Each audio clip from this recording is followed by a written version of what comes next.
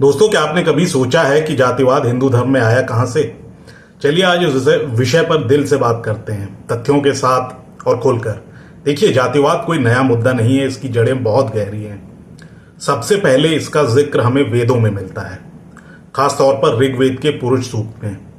यहां पहली बार समाज को 4 वर्णों में बांटने की बात आती है: ब्राह्मण, क्षत्रिय, वैश्य और शूद्र।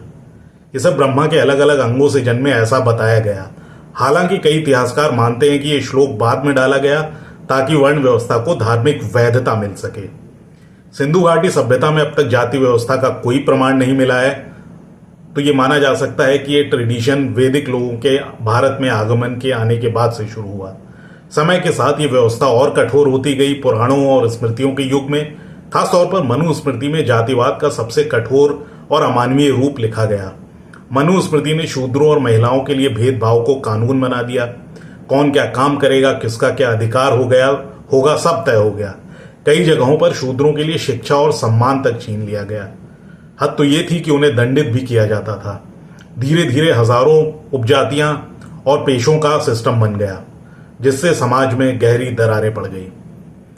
मुस्लिम शासन के दौरान जातिवाद पर न तो कोई रोक लगी, न ही कोई सुधार हुआ।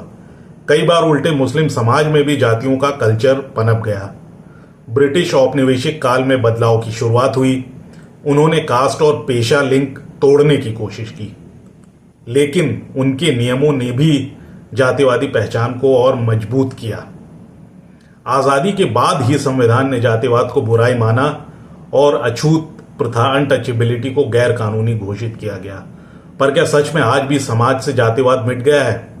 सिर्फ कानूनों में लिखने और कानून बनाने से मानसिकता नहीं बदलती। हमें जातिवाद की असली जड़ भेदभाव और सामाजिक असमानता से लड़ना है। सिर्फ अतीत या धर्म को दोष देकर आगे नहीं बढ़ सकते, तभी भारत विश्व गुरु बनेगा।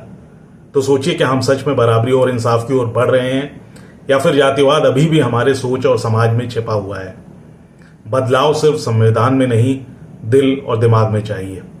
आपकी क्या राय है? क्या आने वाली पीढ़ियां बिना जाति पाति के भारत में जी पाएंगी? कमेंट में जरूर बताइए।